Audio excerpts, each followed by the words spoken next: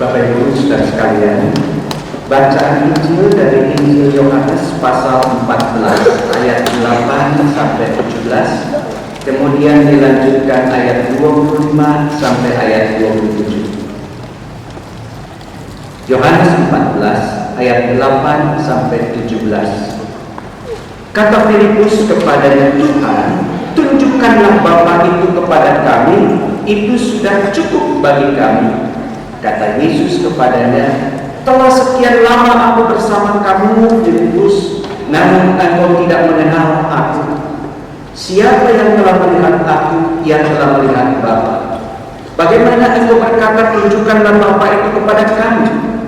Tidak percayakah engkau bahwa aku di dalam Bapa dan Bapa di dalam aku? Apa yang aku katakan kepadamu tidak aku katakan dari diriku sendiri, tetapi Bapa yang tinggal di dalam aku. Dialah yang melakukan pekerjaan-pekerjaannya. Percayalah kepadaku bahwa aku di dalam Bapa dan Bapa di dalam aku. Setidak-tidaknya percayalah karena pekerjaan-pekerjaan itu sendiri. Sesungguhnya aku berkata kepadamu, siapa yang percaya kepadaku, ia akan melakukan juga pekerjaan-pekerjaan yang aku lakukan. Bahkan pekerjaan-pekerjaan yang lebih besar daripada itu. Sebab aku pergi kepada Bapa, apapun yang kamu minta dalam namaku, aku akan melakukannya, supaya Bapa dimuliakan di dalam Anak. Jika kamu meminta sesuatu kepadaku dalam namaku, aku akan melakukannya. Jikalau kamu mengasihi aku, kamu akan menuruti perintah-perintahku. Aku akan minta kepada Bapa, dan Ia akan memberikan kepadamu seorang penolong yang lain, supaya Ia menyertai kamu selama-lamanya, yaitu Roh kebenaran. Dunia tidak dapat menerima Dia, sebab dunia tidak melihat Dia dan tidak mengenal Dia. Namun kamu mengenal Dia, sebab Ia menyertai kamu dan akan tinggal di dalam kamu. Ayat 25 sampai 27. Semuanya itu kukatakan kepadamu selagi aku berkata bersama kamu, berada bersama kamu. Namun penolong, yaitu Roh Kudus, yang akan diutus oleh Bapa dalam namaku, Dia banyak akan mengajarkan segala sesuatu kepadamu dan mengingatkan kamu akan semua yang telah kukatakan kepadamu. Damai sejahtera kutinggalkan bagimu, damai sejahtera kuberikan kepadamu, dan aku memberi kepadamu tidak seperti dunia memberi. Janganlah gelisah dan gentar hati. Sedemikian firman Tuhan. Yang berbahagia adalah kita semua yang mendengar, merenungkan firman, melakukan firman, memeliharanya dalam kehidupan kita dari sekarang sampai ke masa depan. Haleluya.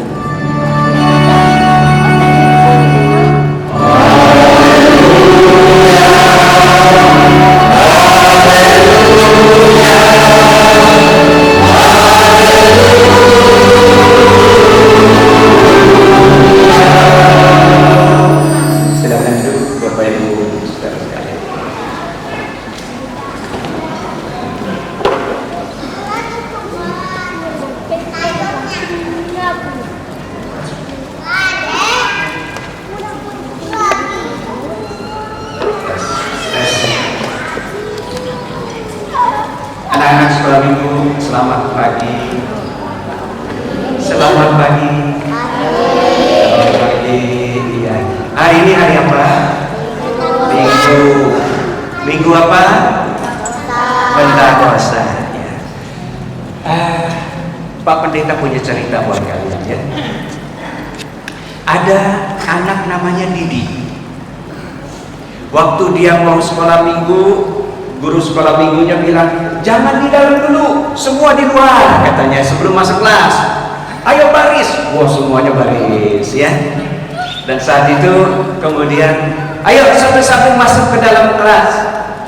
Semua masuk satu-satu masuk ke dalam kelas. Kemudian guru sekolah minggunya ajak anak-anak menyanyi, mendengar cerita, menggambar. Setelah itu anak-anak diajak sama guru sekolah minggu keliling gereja melihat tanaman-tanaman yang indah-indah ya. Namun waktu itu si Didi dia diam-diam langsung masuk ke dalam kelas sendirian. Begitu masuk ke kelas sendirian, dia lihat di mejanya si Yosua temannya. Jadi temannya ini siapa namanya? Yosua. Di situ mejanya bersih, tapi ada satu permen yang waduh kelihatannya enak banget ya. Si Didi pengen banget permen itu, tapi kalau dia ambil dia kan mencuri ya. Mencuri boleh nggak boleh ya. Tapi Didi pengen banget saat itu ya sama permennya Yosua. Akhirnya dia nengok ke belakang, nggak ada orang. Dia dekati meja itu, dia pegang permennya. Aduh, ambil jangan.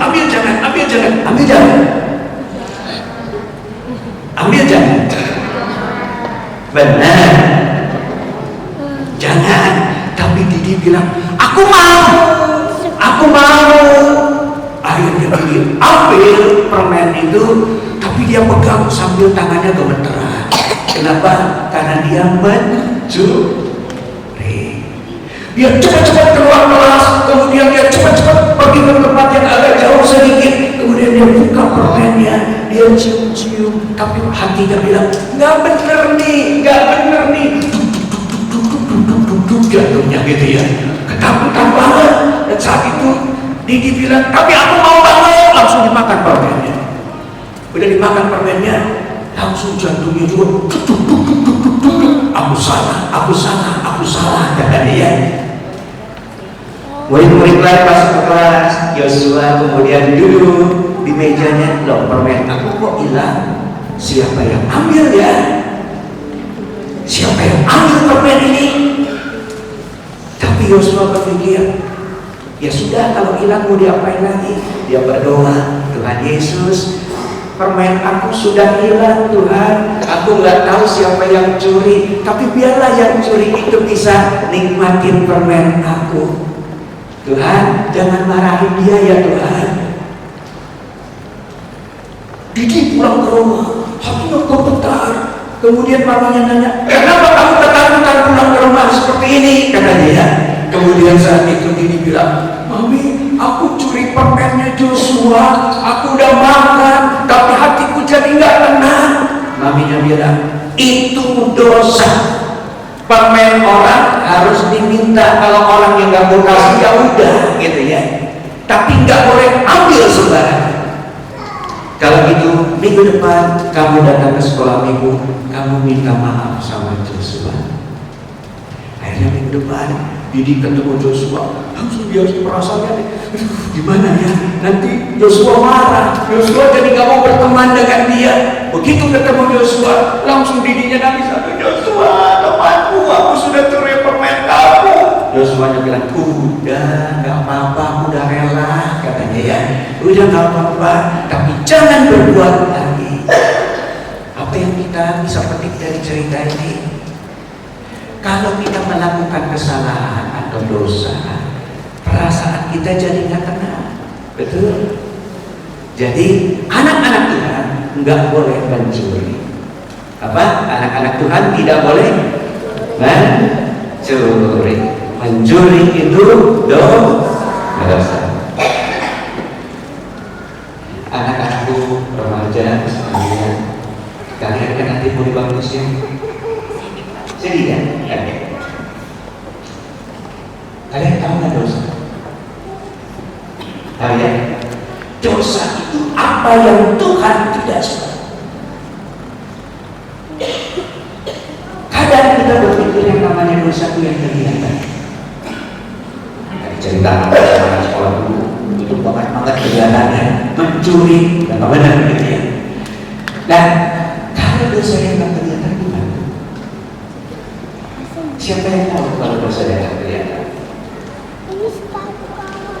Nonton konten yang nggak beres di YouTube gitu ya, atau di situs yang lain, kan nggak ada yang tahu. Sedikit-sedikit kan nggak apa-apa Tuhan. Sebentar aja Tuhan. Ketika engkau mulai masuk ke sana, maka dosa akan terus menuntun engkau pindah dari dosa yang satu ke dari dosa yang lain, dari dosa yang satu lagi, dan masuk ke dosa yang lain, dosa itu jadi semakin lama semakin besar. Jangan membuka pintu hati pada dosa, apalagi ketika kau mengatakan, Tuhan, aku sudah menyerahkan hidupku pada Tuhan, berarti sudah siap untuk bisa meninggalkan manusia. Karena firman Tuhan mengatakan kita sudah menyalibkan manusia yang lama. Kalau sudah menyalibkan manusia yang lama, berarti bukan menghidupkan lagi manusia yang lama, tapi engkau harus berusaha bertarung untuk menghadapi kehidupan yang baru bersama. Tuhan mengatakan, sekali-kali aku tidak pernah meninggalkan engkau, sekali-kali aku tidak pernah membiarkan engkau. Apapun yang aku jalani di dalam Tuhan, Tuhan selalu ada bersama dengan engkau. Amin. Tuhan berkati-kati. Baik Bapak Ibu sekalian, di hari Pentakosta ini kita diajar bukan sekedar bawa makanan ke depan, gitu ya. Firman Tuhan mau mengajarkan kepada kita hal-hal yang luar biasa. Namun saya akan coba sederhanakan buat saudara sekalian. Saudara tahu yang namanya Babel. Babel itu sebuah istilah kacau balau. Kenapa Tuhan mengacau balaukan bahasa?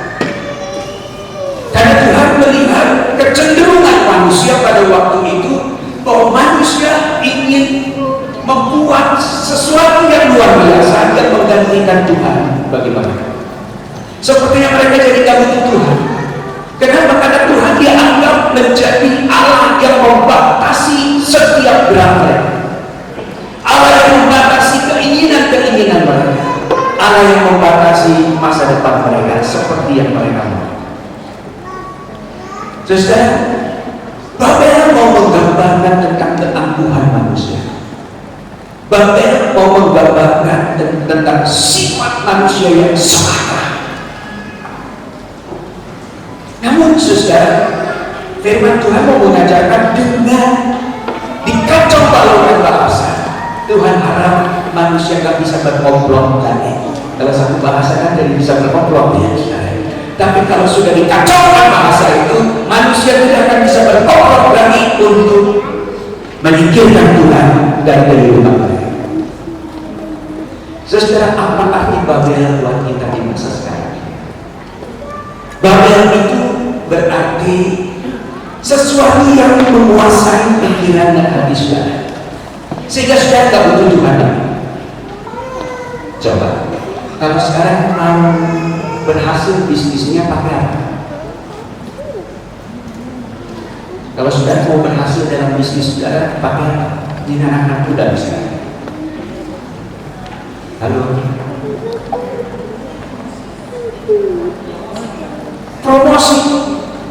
Promosi itu biayanya gede banget ya.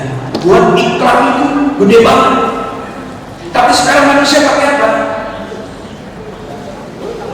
Dukun. Pakai media sosial. Ya, gratis dari ya. Dan usaha saudara bisa disebar. Saudara, yang lebih lagi sekarang saudara, orang mengandalkan AI.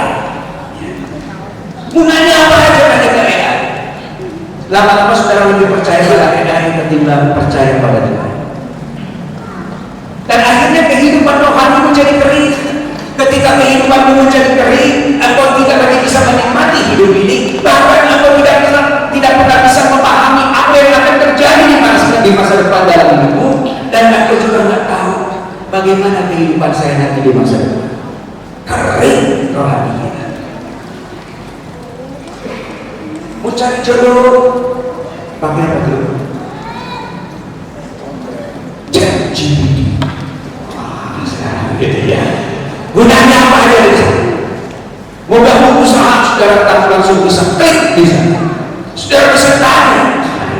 Apapun pertanyaan saudara akan dijawab oleh ChatGPT. Saudara, akhirnya manusia lebih berpikir, aku lebih percaya kepada ini ketimbang Tuhan. Saudara, Pentakosta artinya percurahan Roh Kudus.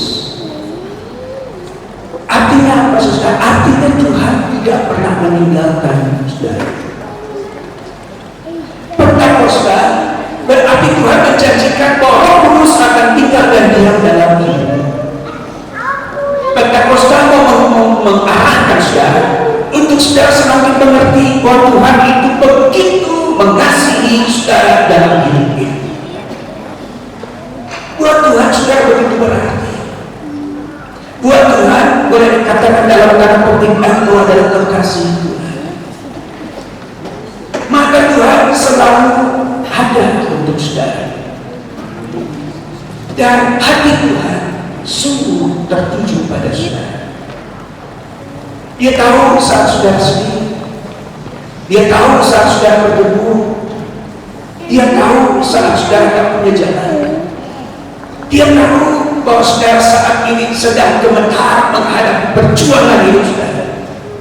Tuhan mengerti. Kenapa Tuhan mengerti?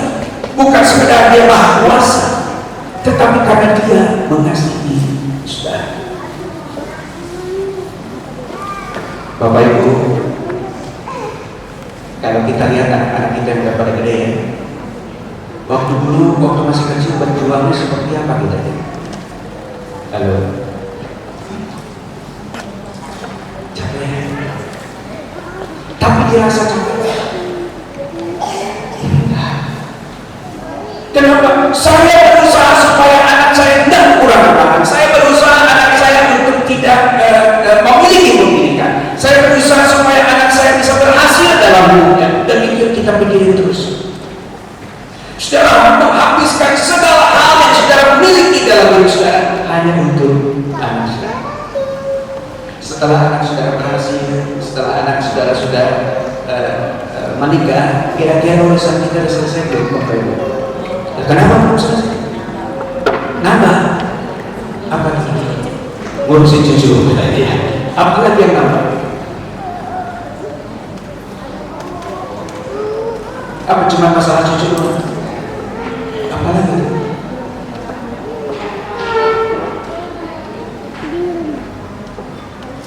Masih mikirin anak lagi. Padahal anak udah kerja, anak sudah berumah tangga, masih dipikirin ya.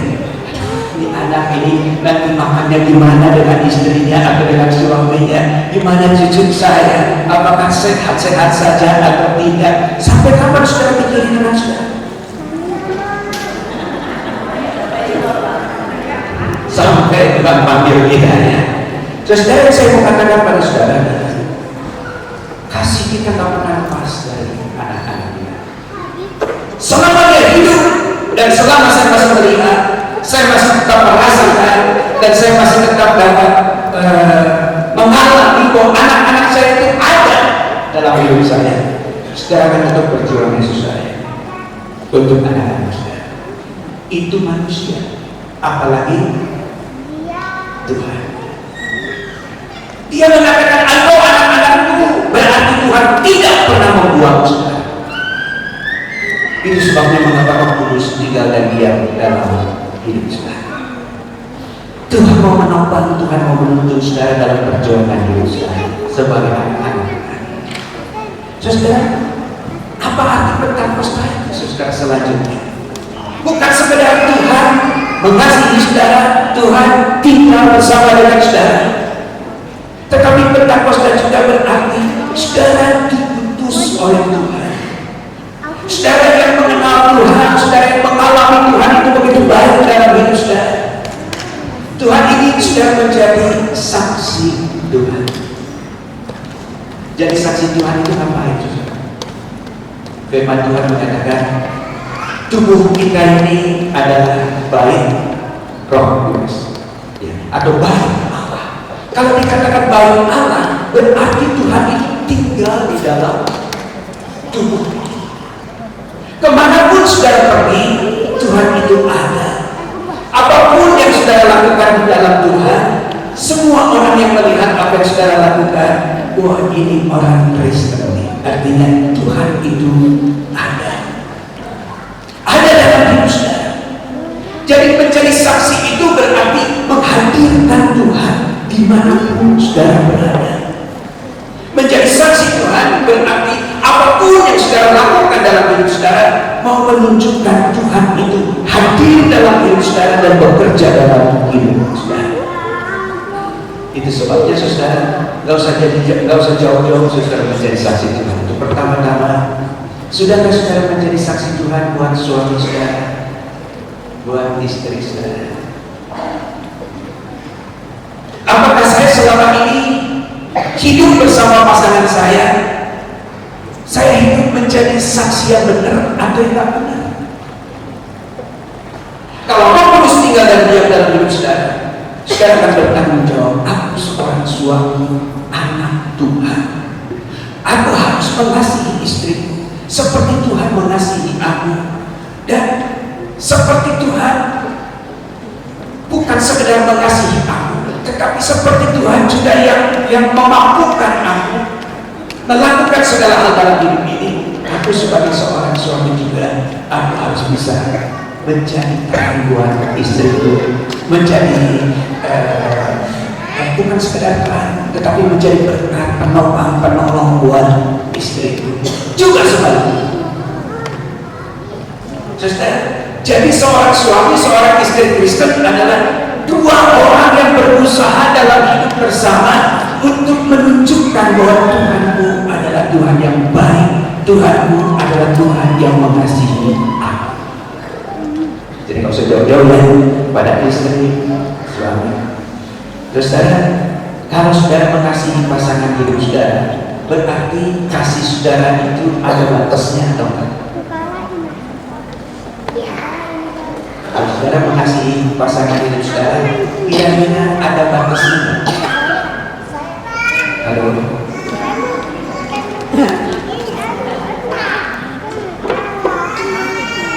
Herannya saudara, waktu pacaran mengasihinya luar biasa. Aku mengasihi dia luar biasa. Setelah menikah 8 tahun kasihnya jadi mulai luntur. Apa yang menyebabkan luntur? Halo. Apa yang menyebabkan luntur? Ibu-ibu yang ketawa dulu. Bapak-bapak masih marah susah. Yang membuat luntur adalah apa yang aku mau harus aku turuti. Betul. Apa yang aku suka kamu harus ikuti. Jadi berantem atau jadi damai? Makanya lagi 4 tahun kawin cerai saya, kawin lagi cerai lagi saya, udah kawin lagi cerai lagi, 6 kali kawin cerai belum. Apa yang jadi masalah? Jangan salah siapa. Saya ingin menjadi orang yang bisa mengontrol semua. Saya ingin menjadi orang yang harus diperhatikan oleh semuanya, termasuk pasangan hidup saya. Beda dengan kasih Tuhan ya. Kasih Tuhan tidak seperti itu. Kasih Tuhan itu memberi. Kasih Tuhan itu menjadikan Kristus itu dikenal oleh pasangan saya, supaya pasangan saya juga mengalami kasih Tuhan itu dalam hidup. Jadi buat orang Kristen yang disebut kasih itu tidak ada batasnya, seperti Tuhan juga yang mengasihi kita tanpa ada batasnya. Gimana caranya supaya saya tetap terus-menerus dapat mengasihi Tuhan dan mengasihi pasangan saya dan menjadi berkat buat pasangan saya, bahkan buat anak-anak saya? Tuhan menaruh dalam hidup Roh Kudus yang memampukan engkau untuk melakukan apa yang Tuhan kehendaki. Nggak ada yang susah karena Roh Tuhan ada dalam hidup. Nggak ada yang susah karena Roh Tuhan ada dalam hidup. Yang ada adalah saya nggak mau. Itu yang bikin susah ya. Kalau saudara sudah mengatakan aku nggak mau, ya itu susah. Tapi selama hidup saudara, pikiran saudara terbuka untuk Kristus tinggal dan diam dalam hidup saudara, nggak ada yang sulit dalam hidup ini. Bahkan ketika saudara menolak Kristus hadir dalam hidupmu, firman-Nya tidak hadir dalam hidupmu karena engkau tolak, maka yang ada adalah ketakutanmu, keraguan-raguanmu, keputusasaanmu saat engkau menjalani hidup ini. Gak ada yang pasti semuanya seperti itu. Namun Tuhan mau membuat saudara mengenal